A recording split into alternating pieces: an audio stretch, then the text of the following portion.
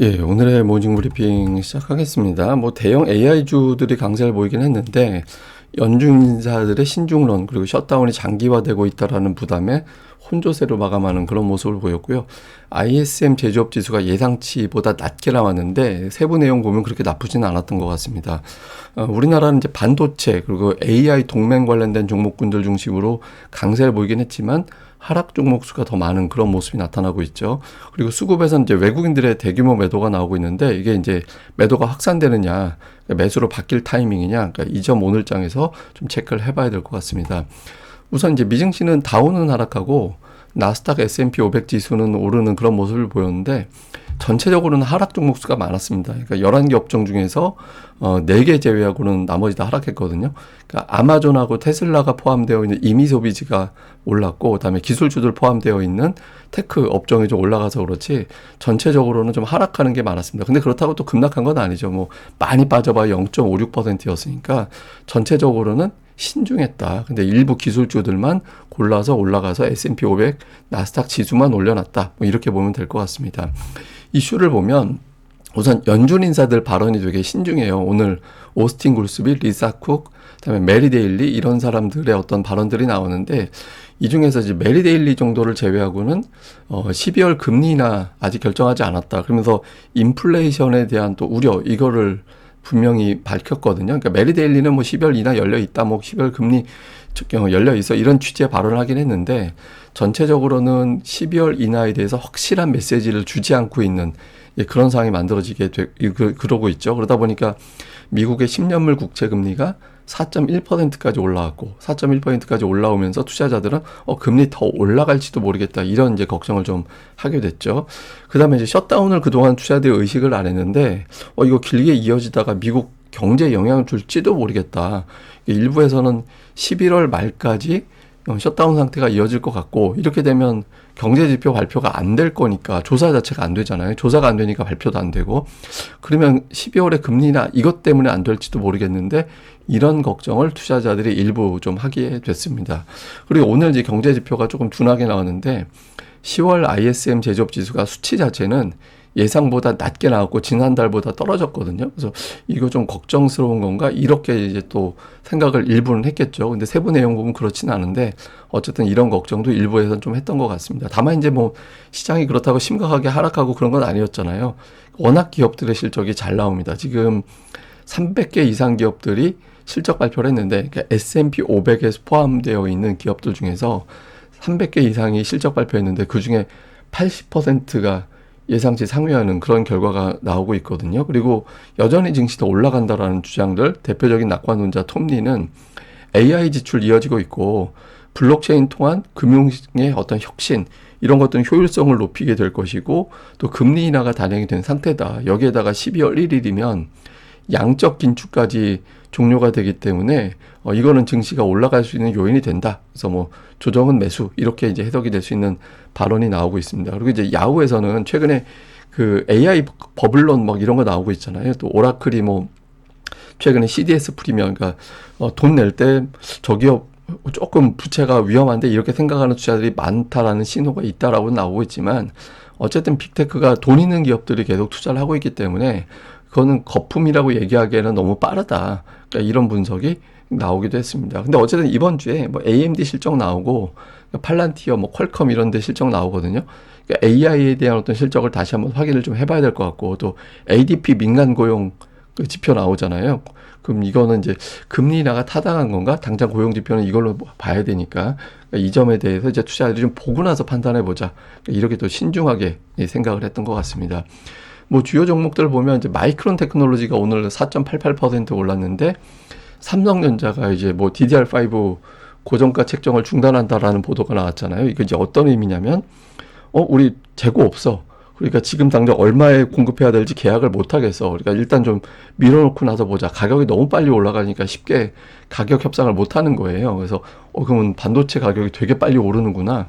이거에 대해서 이제 투자자들이 인식을 하게 됐다라는 거고 엔비디아는 오늘 트럼프가 중국에 블랙웰 공급 못해 이렇게 발언을 하긴 했지만 아랍에미레이트에 이제 AI 칩 공급하는 게 승인이 됐잖아요. 그러니까 마이크로소프트가 아랍에미레이트에 이제 투자하기로 한 거 승인이 됐고, 그 과정에서 이제 엔비디아 칩이 들어가는 게 되는 거고, 그리고 또 이제 아마존이 오픈 AI와 380억 달러 공급 계약을 체결했는데, 이 공급 계약이라는 것 자체도 결국에는 엔비디아 칩 들어가는 거잖아요. 그래서 그 엔비디아, 아마존 이 종목군들이 오늘 강세 보이면서 이제 나스닥을 끌어올리는 이제 그런 계기가 됐고, 또 테슬라도 오늘 도이치에서 이제 목표 주가를 470달러, 오늘 종가하고 거의 비슷하긴 합니다만 어쨌든 목표 주가 높이면서 뭐 머스크가 이제 경영 집중하면 좀 효과 있겠다, 뭐 이런 취지의 어떤 내용들이 좀 들어갔던 것 같습니다. 그리고 이제 캠뷰, 이거는 이제 우리가 알기로는 이제 타이레놀로 되게 유명한 기업이잖아요. 캠뷰가 킴벌리의 피인수대요. 킴벌리는 이제 크리넥스, 우리가 이제 알고 있는 그런 그 회사로 넘어가게 되는데, 매각가가 생각했던 것보다 높게 책정이 됐다라는 거고, 이제 또 하나 이게 메시지가 이제 왜 중요하냐면, 경제가 괜찮을 때 M&A가 돼요. 예, 왜냐면 이제 돈을 많이 써야 되기 때문에 경제가 안 좋다라고 볼 때는 M&A가 안 되거든요. 근데 이제 M&A가 되는 거잖아요. 그래서 지금 경제가 나쁘지 않구나, 괜찮구나라는 점을 보여주는 거다, 이렇게 또 인식이 된 것 같습니다. 반면에 히토류 관련주들은 이제 급락을 했는데, 미중 간의 히토류 합의가 이제 진행되다 보니까 이제 관련된 종목군들의 매도가 나오면서 오늘 하락하는 그런 결과가 나온 것 같습니다. 그리고 오늘 이제 제가 아까 ISM 제조업 지수 나왔다라고 말씀드렸는데, 이게 이제 전달보다 떨어졌고 예상치보다 이제 나빴거든요. 근데 이제 내용은 나쁘지 않은 것 같아요. 그러니까 신규 주문은 어쨌든 늘어났고, 그 다음에 이제 고용 데이터도 이전보다 개선이 됐거든요. 근데 이제 가격 지수가 빠졌어요. 근데 가격 지수 빠진 건 지금은 나쁘게 해석하지는 않죠. 그러니까 인플레이션이 진정된 걸로도 해석이 되기 때문에 ISM 제조업 지수가 조금 부진하게 나왔다곤 하지만 세부 내용을 봐서는 나쁘지 않은 것 같은데, 이렇게 또 해석이 된 것 같아요. 그래서 오늘 뭐 경기도나 이런 시그널로 이제 좀 시장에서 평가하지는 않은 것 같습니다. 근데 이게 워낙 최근에 시장이 좋았잖아요. 그러니까 5월부터 10월이 원래 이제 그 셀인메이라고 그래가지고 이때 팔아라, 5월부터 주식 팔아야 된다, 그래서 11월부터 주식 사야 된다, 이런 게 있잖아요. 근데 역대급으로 강했습니다. 1950년 이후에 이 기간 동안에 가장 강했거든요. 근데 이제 미국도 마찬가지인 것 같아요. 그러니까 이 강세 국면에서 보면 지난 10월 같은 경우는 기술주, IT가 집중적으로 올라가고 뭐 헬스케어 이런 것들이 올라가서 그렇지 하락한 업종도 되게 많았어요.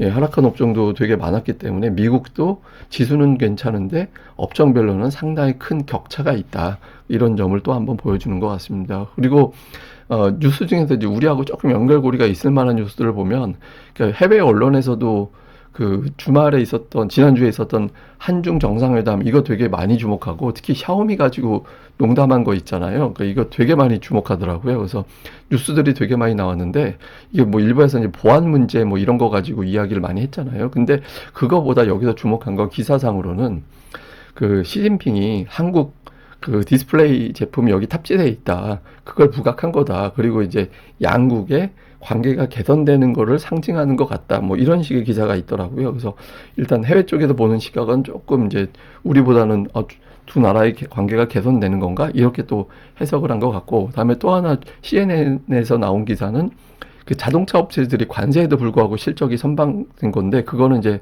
그러니까 무역 협상이 되면서 추가적으로 가격이 이제 그 부담이 완화될 것 같다라는 게 있고, 또 하나는 이제 그 배출가스 관련해서 그 일정 수준 넘어가면 과징금이 부과가 됐었나 봐요. 근데 그 과징금 부과된 게 종료가 돼서 그 비용이 줄어들었다. 그게 이제 일부 관세 효과를 상쇄시켜서 우려했던 것보다는 이번에 이제 자동차 기업들의 실적이 괜찮았던 것 같다, 뭐 이런 내용들도 있었던 것 같습니다. 그래서 뭐 좀 특이한 뉴스라서 이제 소개를 해드렸고요.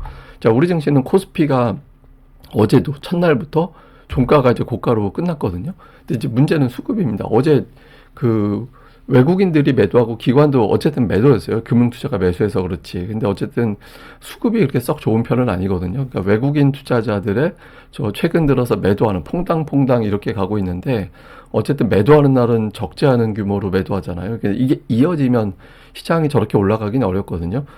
어제 같은 경우도 대형주만 올라가서 그렇지 중소형주 별로 안 좋았잖아요. 그래서 외국인 투자자들의 매도가 확실하게 줄어들게 되는지, 이게 중요합니다. 어제 같은 경우 당장 삼성전자, 하이닉스 두 종목이 80포인트 올렸어요.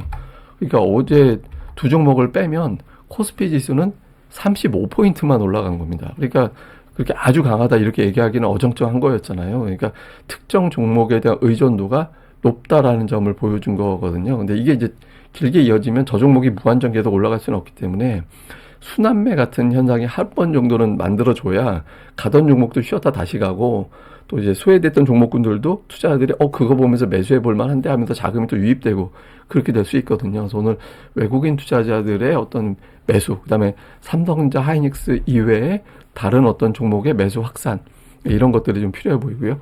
코스닥도 어제 이제 종가가 고가로 끝나긴 했습니다. 예, 근데 이제 외국인 투자자들이 코스닥을 좀 다르게 보는 것 같아요. 그러니까 최근에 보면 7거래일 중에서 6거래일 매수하고 있거든요. 물론 이제 8대 대규모 매도가 간간히 섞이긴 하지만, 그러니까 제가 보기에는 외국인들이 코스닥 쪽에서도 좀 빌드업, 그러니까 뭐 이제 예전식 표현으로 이제 매집이라고 그러죠. 매집이 좀 진행되고 있는 걸로 보여지거든요. 그래서 지금 최근에 저 매수가 진행되는 동안에 외국인들이 뭐 샀나 봤더니 알테오젠 2,300억 매수하고 로봇주들, 로봇주들이 이제 그 다음 매수 상단에 있었고, 그러니까 제약, 로봇 이런 것들이 이제 상단에 들어가 있는 모습이었고요. 이 기간 동안은 이제 기관도 비슷한 업종 플러스 반도체, 그러니까 이쪽에 집중되어 있었거든요. 그래서 이제 현재까지로는 제약 바이오, 반도체, 그리고 이제 로봇 이쪽에 이제 집중이 되어 있는데, 11월 들어서도 이게 이제 계속해서 이어지게 되는지, 어제 같은 경우는 뭐 그 흐름이 나오긴 했습니다만은 11월에도 그 흐름이 이어지게 되는지, 더 제가 늘 말씀드리지만 지수보다 업종이 중요하다고, 이걸 코스닥에도 지금은 적용을 해야 될 것 같거든요. 그래서 코스닥의 업종들의 변화 좀 봐야 될 것 같고요. 그리고 예탁금 자체가 제법 늘어나 있어요. 그러니까 고객 예탁금이 지금 85조 원대까지 올라와 있거든요. 근데 물론 이게 숫자가 막 바뀔 거예요. 그러니까 월말과 월초에 이 예탁금 수치가 막 바뀔 거거든요. 그래서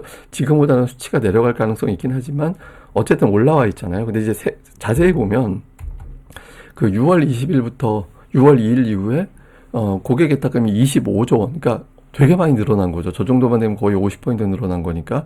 근데 이때 이제 개인 투자자들의 순매도가 18조 원 정도 되거든요.